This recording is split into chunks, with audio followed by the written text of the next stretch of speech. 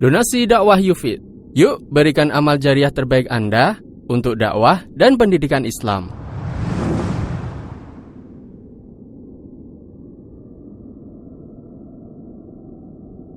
Bismillahirrahmanirrahim. Assalamualaikum warahmatullahi wabarakatuh. Alhamdulillahi rabbil alamin.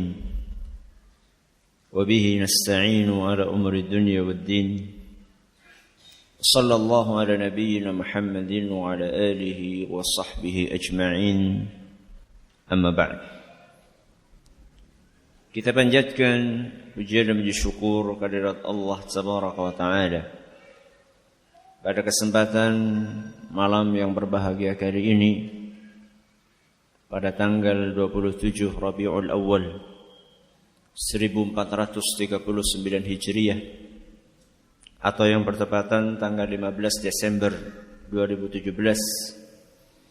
Kita masih kembali diberi kekuatan, kesehatan, hidayah serta taufik dari Allah Jalla wa Ala, sehingga kita bisa kembali menghadiri pengajian rutin untuk membahas adab dan akhlak di dalam Islam di Masjid Jenderal Besar Sudirman Purwokerto ini. Kita berharap semoga Allah Subhanahu wa Ta'ala berkenan untuk melimpahkan kepada kita semuanya ilmu yang bermanfaat sehingga bisa kita amalkan sebagai bekal untuk menghadap kepada Allah Jalla wa Ala. Amin. Salam dan salam semoga senantiasa tercurahkan kepada junjungan kita Nabi besar Muhammad sallallahu alaihi wasallam, kepada keluarganya, sahabatnya dan umatnya yang setia mengikuti tuntunannya hingga di akhir nanti. Para hadirin dan hadirat sekalian yang kami hormati, dan juga segenap pendengar Radio Fika Insani 88.8 FM di Purwokerto, Purbalingga, Banyumas, Banjarnegara, Cilacap, Wonosobo, Kebumen dan sekitarnya, dan juga para pemirsa Yufid TV yang semoga senantiasa dirahmati oleh Allah Azza wa Jalla. Kita masih akan melanjutkan pembahasan tentang hadis yang ke-17 yang dibawakan oleh Imam Ibn Hajar Al-Asqalani dalam Kitabul Jami' dari karya beliau Bulughul Maram, yaitu hadis Abu Hurairah radhiyallahu anhu bahwa Nabi kita Muhammad sallallahu alaihi wasallam bersabda, "Man ahabba an yubsata lahu fi rizqihi wa yunsa'a lahu fi atharihi." Siapa yang ingin diluaskan rizkinya dan dipanjangkan umurnya, falyasil rahimahu, hendaklah dia bersilaturahim. Pada pertemuan terakhir kita telah bahas apa yang dimaksud dengan silaturahim atau definisi silaturahim. Masih ingat apa? Menyambung hubungan kerabat. Definisinya adalah menyambung hubungan kerabat. Sehingga kemarin kita juga jelaskan yang dimaksud dengan kerabat di sini siapa? Menyambung hubungan kerabat. Kerabat itu maksudnya siapa? Kita sampaikan bahwa kerabat itu berlevel-level. Kerabat yang levelnya paling tinggi adalah kerabat yang mahram. Kerabat yang mahram, yaitu kerabat yang haram untuk dinikahi. Kita telah sampaikan kemarin, ada contohnya, ada 7 jenis. Ada bapak dan ibu, kakek nenek, terus anak, cucu, paman, bibi, kakak, adik telah kita sampaikan. Kemudian level berikutnya adalah kerabat yang bukan mahram. Contohnya seperti saudara sepupu. Saudara sepupu. Contoh yang lain, banyak banget. Ya. Saudara tunggal buyut. Saudara tunggal atasnya buyut. Tunggal canggah. Sampai tunggal apa Ustaz? Jadi dikatakan saudara kerabat itu sampai tunggal satu kakek yang keberapa. Kalau enggak ada batasannya nanti orang satu dunia kerabat semua. Betul? Karena orang satu dunia itu akan ketemu di kakek nomor berapa itu? Orang ngerti loh. Yang penting kakek itu adalah Nabi Adam. Apakah itu maksud kerabat non mahram? Sebagian ulama seperti di dalam kitab Al-Mughni karya Imam Ibnu Qudamah rahimahullah, beliau mengatakan bahwa yang akan dianggap kerabat itu adalah yang satu turunan kakek keempat. Kakek keempat. Istilah kita apa? Kakek pertama itu adalah bapaknya bapak dan bapaknya ibu. Kakek kedua buyut. Kakek ketiga canggah. Kakek keempat wareng. Berarti yang satu wareng. Kalau sudah di atas wareng, apa itu?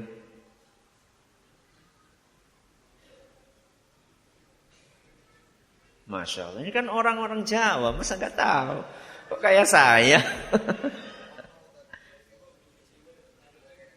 Udah gudeg siwur, yakin ini? Pokoknya di atasnya canggah lah. Kalau sudah di atasnya canggah, itu memang masih ada hubungan, tapi sudah sangat jauh. Dan banyak di antara kita jangankan sampai canggah, sampai buyut aja banyak di antara kita yang tidak tahu. Jadi sebenarnya membuat silsilah keluarga itu bagus. Membuat silsilah keluarga itu bagus. Dan yang peduli dengan itu di zaman kita ini sedikit apa banyak? Sedikit.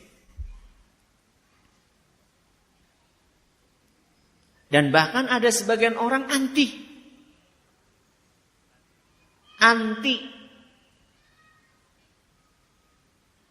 Kok anti Ustaz? Iya. Dia pikir itu adalah bagian dari fanatisme kerabat. Ya tergantung niatnya toh. Kita bikin silsilah itu niatnya apa? Coba, kalau jenengan pengen menelusuri silsilah, itu niatnya apa coba? Silaturahim. Itu niatnya. Jadi kita pengen tahu mana sih manusia-manusia yang perlu untuk disilaturahimi. Itu niatnya. Bukan dalam rangka jebule nyong ngasih turunane raja siapa? Aja Fir'aun. Raja Siliwangi misalnya. Bukan untuk menonjolkan diri, bukan. Bukan untuk sombong-sombongan, angkuh-angkuhan, bukan. Tapi untuk menelusuri sebenarnya Yang harus kita sambung itu yang mana? Karena kita takut. Jangan-jangan kita belum menunaikan perintah agama. Jangan-jangan kita belum menunaikan perintah Allah. Yang memerintahkan kita untuk bersilaturahim. Dan kita tidak bisa menunaikan perintah Allah ini kalau kita tidak tahu siapa kerabat-kerabat kita. Bagaimana kita akan silaturahim? Silaturahim kan apa tadi definisinya? Menyambung hubungan kerabat. Menyambung hubungan kerabat. Lah wong kerabatnya enggak tahu gimana mau nyambung. Ya. Itu pembahasan kita kemarin. Sekarang kita akan bahas bahwa silaturahim ibadah atau bukan? Ibadah atau bukan? Ibadah. Buktinya ibadah, kita disuruh oleh Allah dan oleh Rasul SAW untuk bersilaturahim. Dan prinsip dasar yang harus kita pahami, bahwa ibadah itu ada yang diterima dan ada yang tidak diterima. Sama siapa? Sama Allah.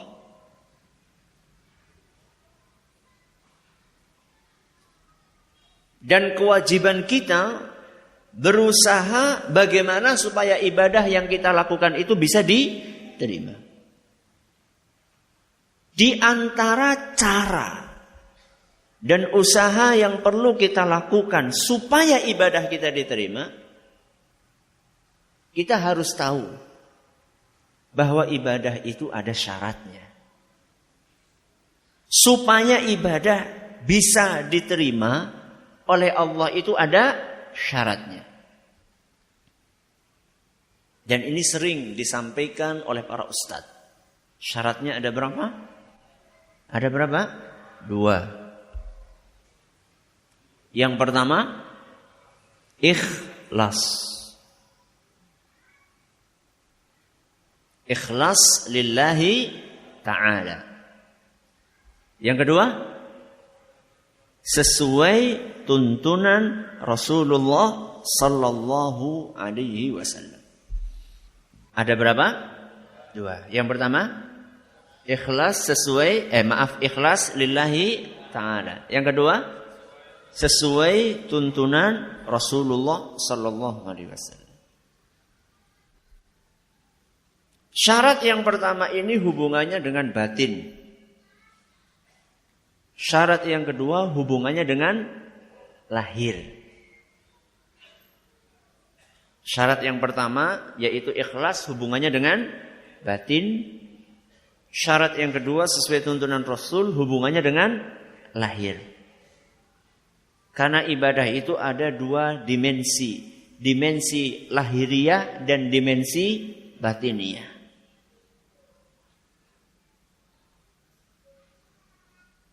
Nah, silaturahim ini ibadah. Sehingga kalau kita ingin silaturahim kita diterima oleh siapa tadi? Oleh Allah. Kalau kita pengen silaturahim kita bernilai ibadah, menghasilkan pahala, maka silaturahim kita harus 1, ikhlas. 2, sesuai tuntunan.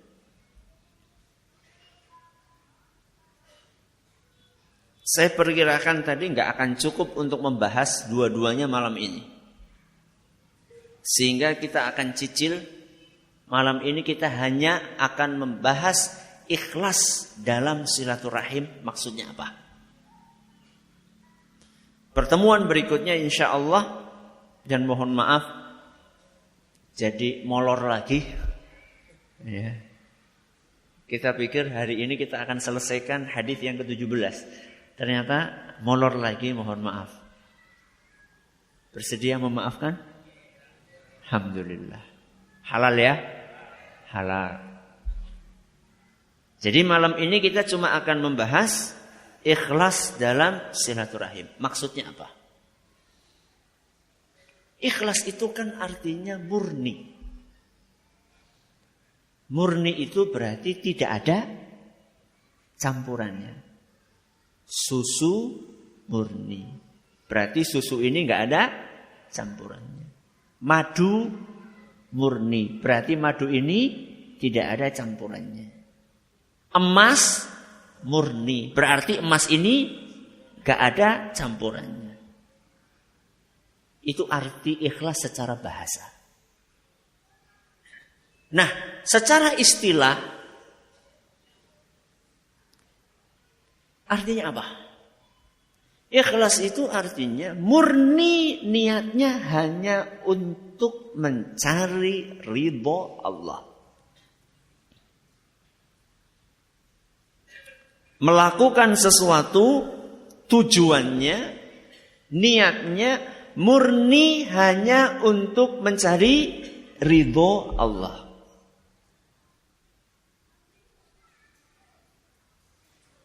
Gampang? Gampang? Gampang ngomongnya. Maksudnya gampang untuk mengucapkan. Jenengan silaturahim sudah ikhlas? Sampun? Alhamdulillah. Itu kan klaim. Klaim sepihak. Dan setiap klaim itu harus ada pembuktian. Ikhlas dalam silaturahim. Salah satu buktinya bahwa kita benar-benar ikhlas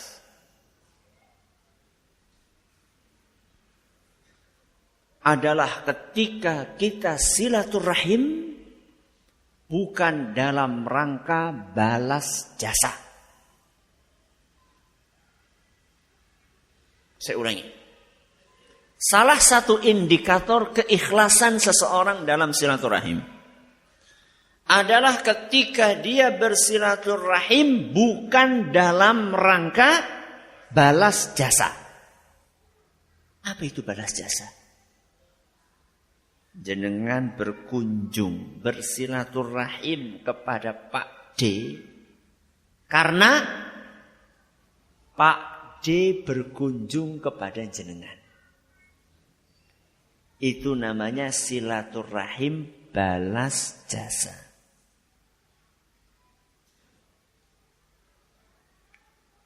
Anda ngutangi adik Anda karena Anda pernah berhutang sama dia dan dia mau ngutangi jenengan. Itu namanya balas jasa. Atau bersilaturahim karena ndak enak. Karena pakai wuh. Loh, masa diundang karo lilike ora teka? Mbok mien pas dewek undang lilike piyambake rawuh. Ya ora kepenak. Nah, pernah seperti itu? Ki gilirane ngesuk pertemuan keluarga nang endi? Kan sering kan ada arisan apa? Keluarga, silaturahim keluarga. Ki giliran nang endi? Oh nangone uane lik anu wingi pas dewek ngundang kae rawuh ora kae? Rawuh. Oh siki kudu rawuh, siki kudu tekanan. Kemarin kan ketika kita undang dia pas giliran di rumah kita, dia akan datang. Nah sekarang giliran dia yang undang kita, kita harus datang. Kenapa? Ya ora kepenak. Nah. Pernah seperti itu? Gue ikhlas jenenge.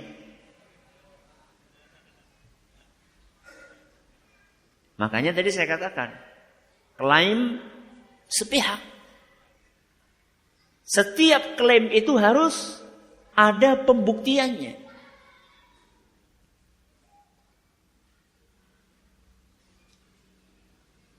Itu indikator dari siapa Ustaz?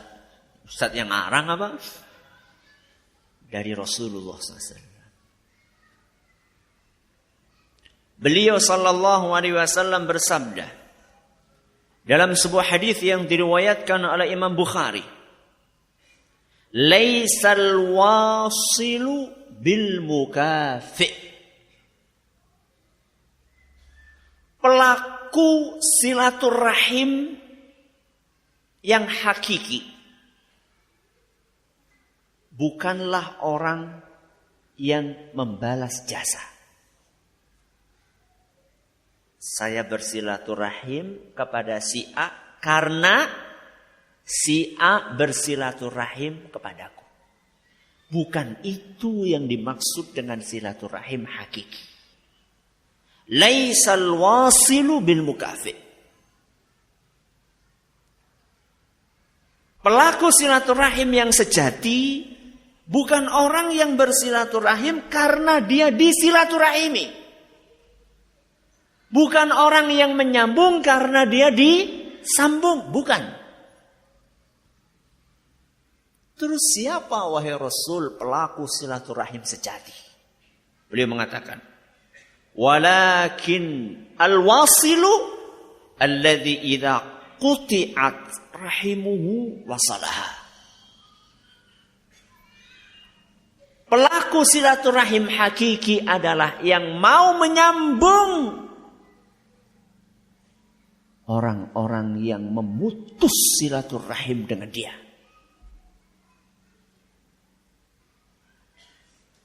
Siapa pelaku silaturahim hakiki? Nyambung orang yang memutus.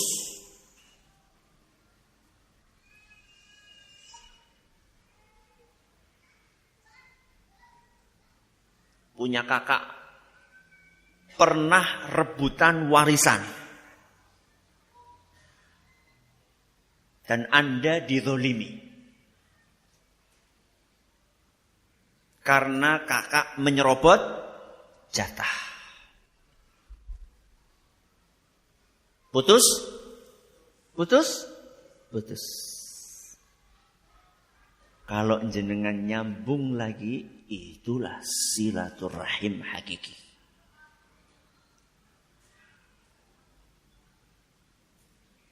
Gampang?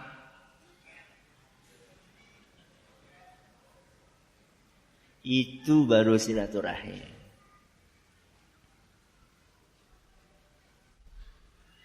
Panjenengan punya Pak D. Gak pernah nelfon, gak pernah SMS.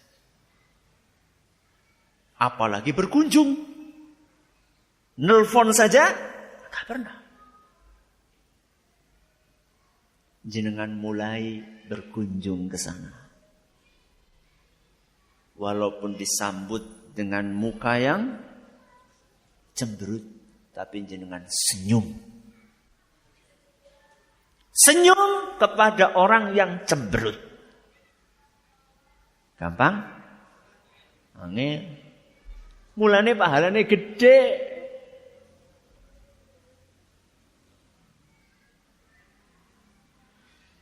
Anda punya orang tua. Allah takdirkan orang tua Anda menterlantarkan Anda.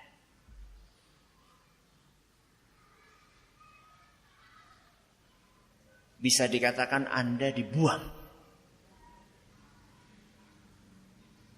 Kawin lari. Habis kawin lari. Punya anak ditinggal. Entah bapaknya, entah ibunya. Ketika Anda besar,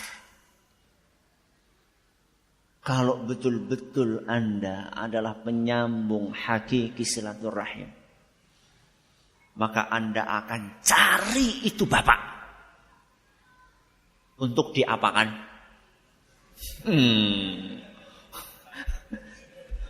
Itu bukan untuk Anda lakukan birrul walidain kepada dia.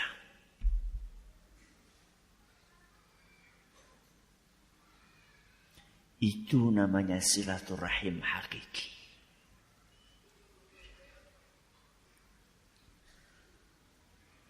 Dan itulah indikator keikhlasan seseorang saat silaturahim. Apa hubungannya Ustaz? Antara menyambung orang yang memutus, senyum kepada orang yang cemberut, ngutangi kepada orang yang gak mau ngutangi.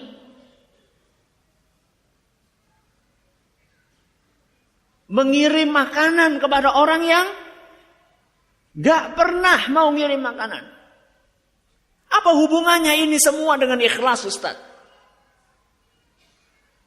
Ketika ada orang melakukan itu semua, apa yang diharapkan? Apa yang diharapkan? Ridho Allah.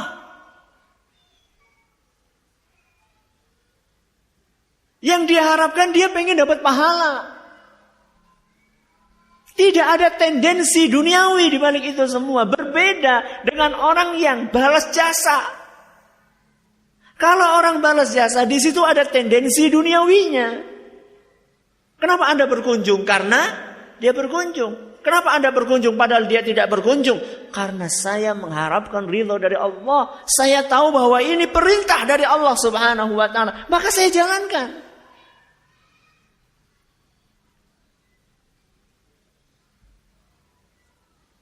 Begitulah orang-orang besar mengajarkan kepada kita. Siapa orang-orang besar itu? Nabi kita Muhammad sallallahu alaihi wasallam. Siapa orang-orang besar itu? Abu Bakar, Umar, Uthman, Ali. Para sahabat Nabi SAW, mereka mengajarkan seperti itu. Nabi kita Muhammad sallallahu alaihi wasallam berapa kali disakiti oleh Abu Jahal, oleh Abu Lahab, oleh kerabat-kerabatnya dari suku Quraisy. Berapa kali beliau disakiti? Nabi kita Muhammad sallallahu alaihi wasallam ketika beliau mengajak umatnya, mengajak masyarakatnya untuk masuk kepada Islam, apa jawaban mereka? Cacian, makian, lemparan batu sampai beliau berdarah-darah. Peristiwa ketika beliau berdakwah ke kota Taif. Ketika beliau berdarah-darah karena dilempari batu tersebut, beliau bernaung di bawah sebuah pohon sambil mengusap darah yang mengucur dari dahi beliau. Datang malaikat gunung. Malaikat yang ditugasi oleh Allah untuk ngurusi gunung. Malaikat itu datang kepada Nabi sallallahu alaihi wasallam dan berkata, "In syi'ta an utbiqa alaihimul akhshabain." Wahai Muhammad, kalau kamu mau, aku akan cabut 2 buah gunung besar yang ada di kota Mekah, kemudian aku timpakan kepada orang-orang yang tadi melemparimu dengan batu. Apa jawaban Nabi SAW? Manusia besar, orang besar. Apa jawabannya? Bal arju an yukhrijallahu min aslabihim man ya'budullaha wahdahu la yusyriku bihi syai'an. Jangan. Aku berharap dari orang-orang tadi akan muncul generasi yang beribadah kepada Allah dan tidak mensekutukan Allah sedikit pun. Aku berharap mereka dapat hidayah. Jangan engkau hancurkan mereka. Hadis riwayat Bukhari dan Muslim. Maaf, hadis riwayat Bukhari dan Muslim. Ketika perang Uhud, beliau sallallahu alaihi wasallam juga terluka. Apa kata beliau? Allahumma ighfir liqaumi fa innahum la ya'lamun. Ya Allah, ampunilah mereka. Mereka lakukan itu karena mereka enggak tahu. Padahal tawaran dari malaikat untuk menimpakan hukuman kepada orang-orang tersebut? Ada. Nabi berdoa seperti itu bukan karena Nabi SAW dalam posisi tidak bisa melakukan apa-apa, bukan. Beliau punya kekuatan, beliau punya peluang untuk balas dendam, tapi tidak beliau lakukan. Itulah manusia yang berjiwa besar. Bukan manusia-manusia kerdil. Jadi orang tahu mengalah sorry ya. Kayak wong atos banget kayak. Dari nyong ora bisa atos apa? Ini manusia-manusia berjiwa kerdil.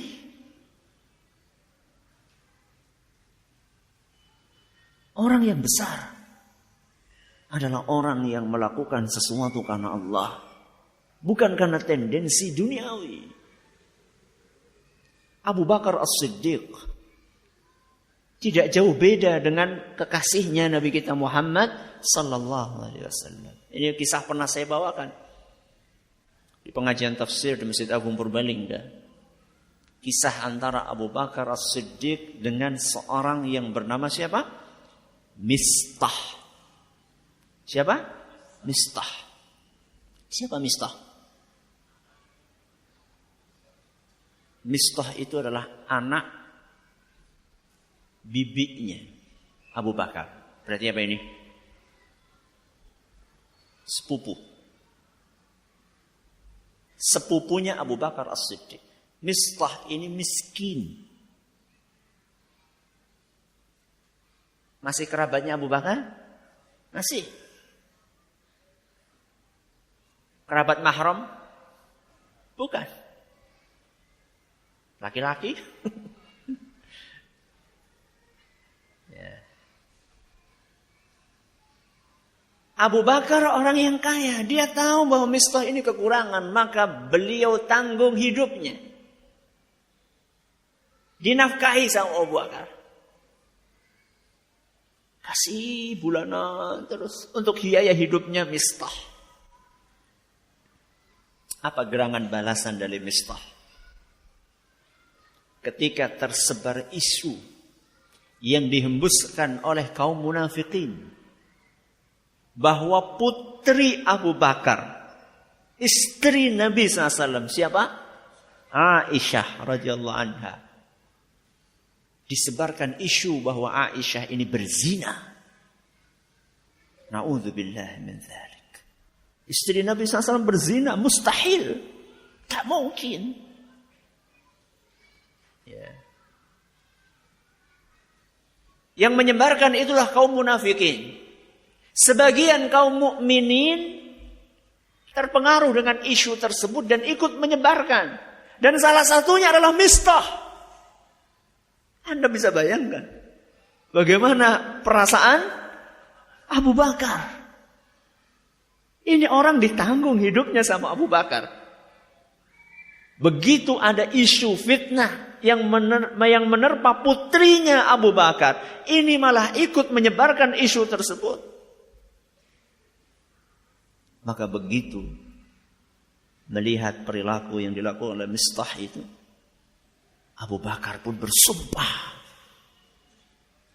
aku tidak akan lagi menafkahi Mistah. Sakit perasaan seorang ayah. Apa yang terjadi?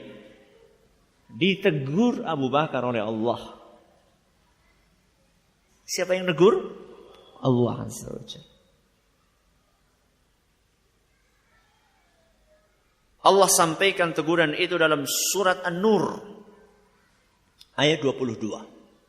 Surat An-Nur ayat 22.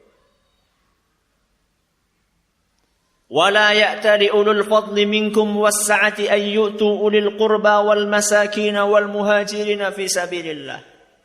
Tidak boleh orang yang punya keluasan rezeki di antara kalian bersumpah untuk tidak menafkahi kerabatnya. Atau orang-orang yang berhijrah di jalan Allah. Atau orang-orang miskin. Tidak boleh. Ditegur seperti itu oleh Allah. Gak boleh yang kamu lakukan, gak benar Abu Bakar. Terus apa yang seharusnya dilakukan? Wal ya'fu wal yasfahu. Maafkan. Jadilah orang yang berjiwa lapang. Maafkan dia.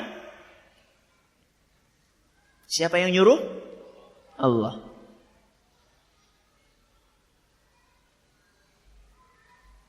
Terus kalau memaafkan, apa yang akan didapatkan?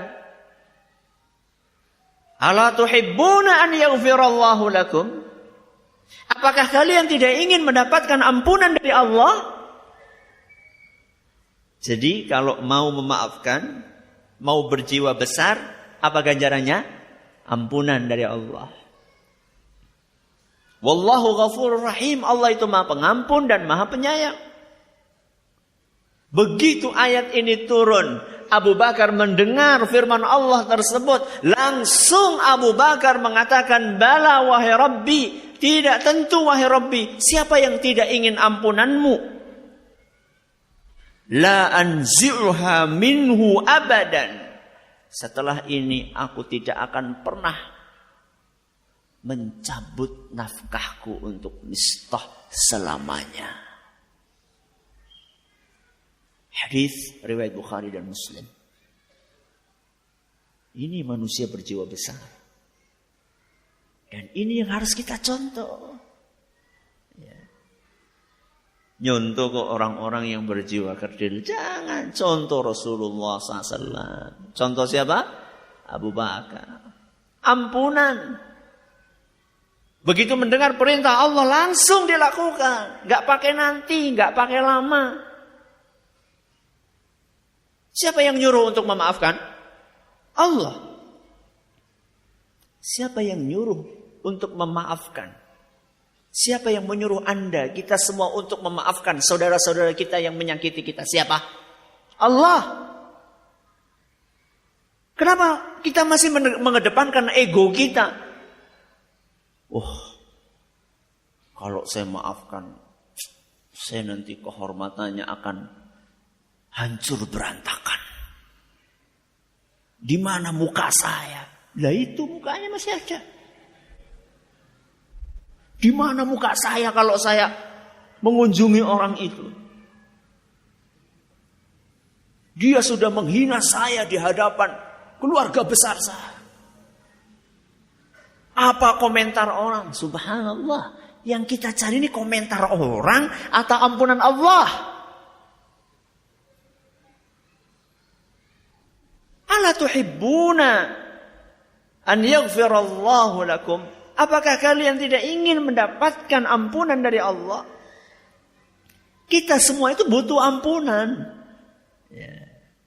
Ini keuntungan yang pertama. Kalau kita membalas keburukan dengan kebaikan. Apa? Ampunan. Yang kedua. Mari kita dengarkan sebuah kejadian yang terjadi pada zaman Nabi SAW. Dan ini menunjukkan bahwa kasus yang dialami oleh sebagian kita, saya yakin di sini ada yang mengalami kasus diputus silaturahimnya, disakiti, betul? Ya. Kasus itu sudah ada pada zaman Nabi SAW. Anna rajulan qala ya Rasulullah inna li qarabatan asiluhum wa yaqta'uni. Wahai Rasul. Sahabat datang kepada siapa? Rasul curhat. Apa isi curhatnya ya Rasulullah? Aku ini punya kerabat. Kerabatku ini aku sambung, tapi dia mutus. Aku sambung, dia putus. Wa uhsinu ilaihim wa yusi'una ilayya.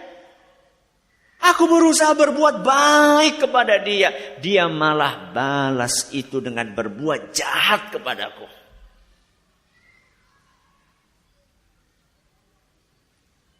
Apa contohnya? Berbuat baik kepada kerabat. Kirim apa? Kirim makanan.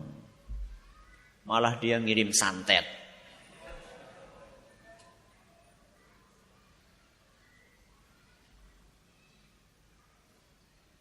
Wa ahlumu anhum wa yajhaluna alayya. Aku sayang kepada mereka, tapi mereka jahat kepadaku, mereka benci kepadaku. Ini sebuah momen yang sangat sulit. Apa jawaban Nabi SAW? La in kunta kama qulta faka'annama tusiffuhumul mal. Kalau apa yang kamu sampaikan benar, kalau engkau menceritakan realita yang sebenarnya, kamu gak bikin-bikin, alias kamu jujur dalam kabar berita yang kamu sampaikan barusan, merekalah yang rugi. Siapa yang rugi? Orang kerabat yang memutus, yang menyakiti, yang berbuat jahat. Mereka yang rugi. Terus aku bagaimana?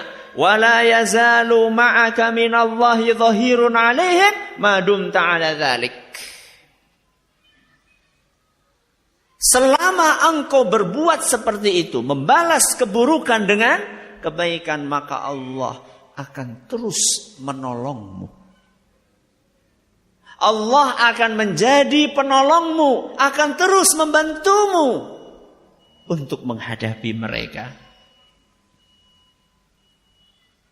Hadis riwayat Muslim. Ini berarti keuntungan yang kedua. Apa? Pertolongan. Dari siapa? Allah.